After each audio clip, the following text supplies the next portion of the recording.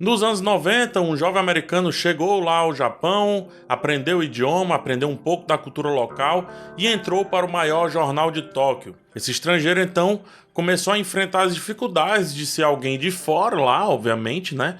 Enquanto também ia adentrando cada vez mais ao universo da máfia japonesa, a Yakuza. E aí ele descobre que a corrupção vai muito além do que se imaginava. Essa é a sinopse da série Tokyo Vice, distribuída pela HBO Max, com Ansel Elgort no elenco e também com Ken Watanabe ali, principalmente como os nomes mais conhecidos. A série é baseada em histórias reais, relatadas pelo próprio jornalista aqui em questão, o Jake Adelstein, que também aparece como produtor da série. O primeiro episódio e o estilo da série, pelo menos da primeira temporada, foram dirigidos por Michael Mann, importante dizer isso. Eu vou falar agora sobre Tokyo Vice, sem spoiler, tá? Uma vez que terminou a primeira temporada.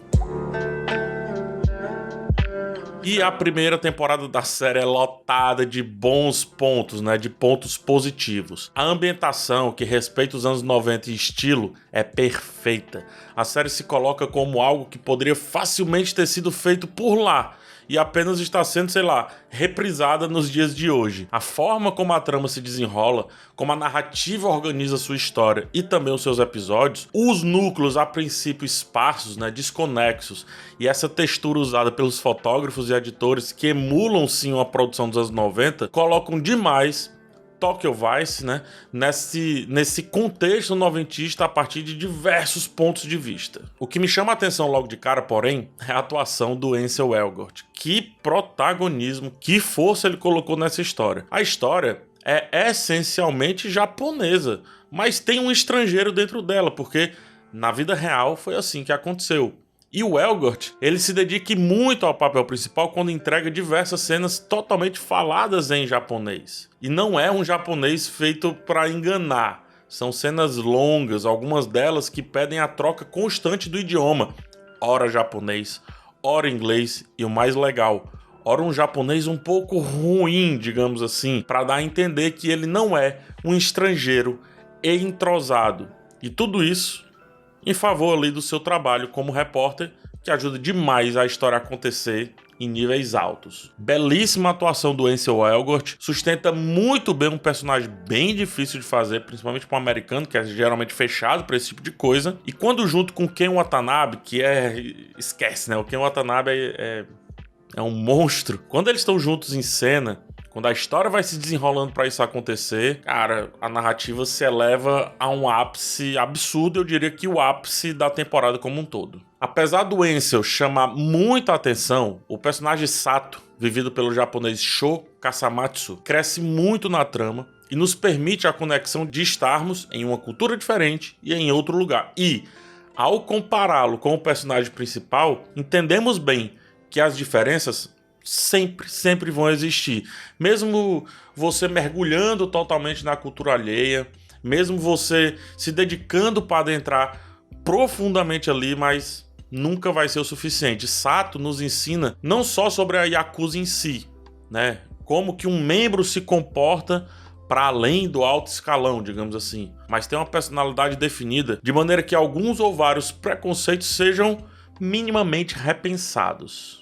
Achar que quem vive no crime o faz de maneira extremamente maléfica, ou e coisa do mal, simplesmente por ser uma má pessoa, é pensar que as boas pessoas todas vão para o céu porque viveram uma vida linda, sem erros, colorida, nunca pisou fora da faixa. Explorar os dois lados da moeda, ou seja, um Jake bonzinho que vai se tornando mais cinza, e um Yakuza maléfico que vai se tornando mais cinza também, mostra a força do texto da primeira temporada.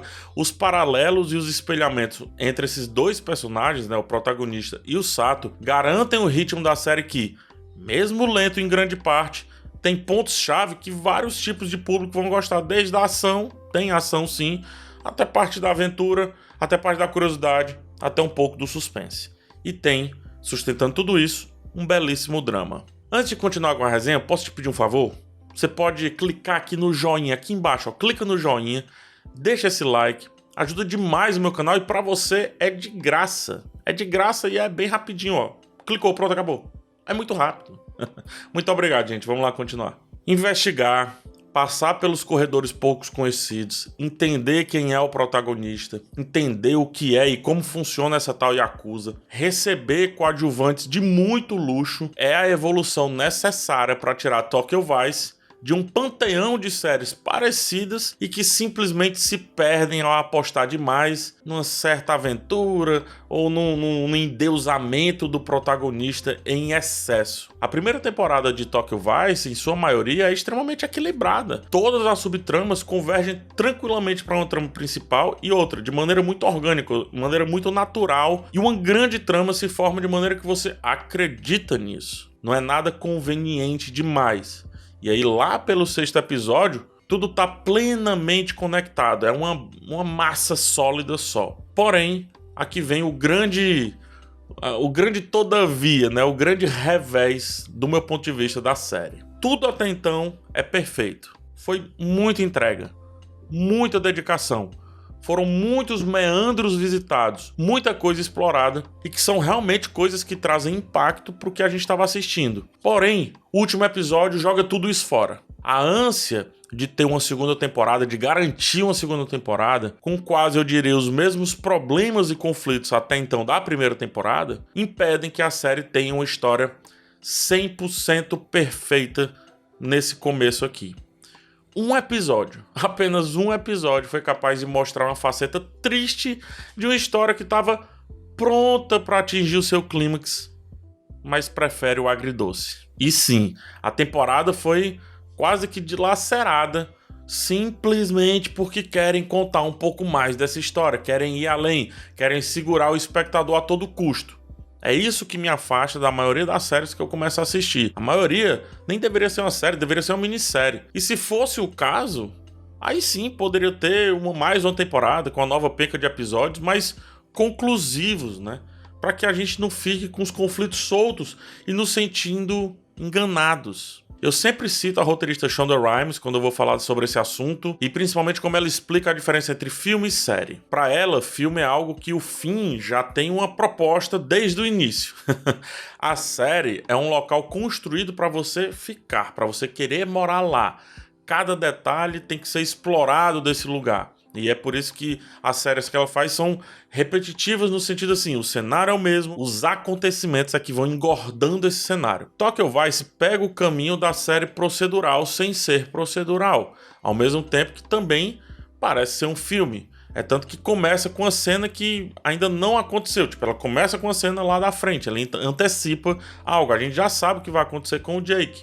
Então, ao não decidir ser filme, ser uma minissérie, ou ser pelo menos uma série que seja um pouco mais conclusiva na sua proposta, o final da primeira temporada se mostra decepcionante e bota sim a perder uma construção linda feita em 7 episódios. Impressionante como um episódio consegue fazer um estrago desse. Tem novela que consegue deixar ganchos bem menos apelativos para seguir a sua existência do que fez aqui a primeira temporada de Tokyo Vice. Eu fiquei realmente triste com o final dessa temporada, o que para mim é uma pena absurda porque a jornada é excelente. Tokyo Vice vai agradar um público que realmente gosta de uma história que parece mais do mesmo, mas toda envelopada de maneira diferente. Vai agradar também quem tem o mínimo de apreço com a carreira de um jornalista, quem gosta de histórias de máfia, quem gosta ali dos anos 90, uma parada que já tem tecnologia, mas não tanta tecnologia assim, é final dos anos 90 e tudo mais, né? E também para quem gosta de séries mais investigativas. Mas vai deixar balançados os ansiosos, que nem eu, que precisam de conclusão em jornadas relativamente longas. 7 episódios, 7 horas, é muita coisa.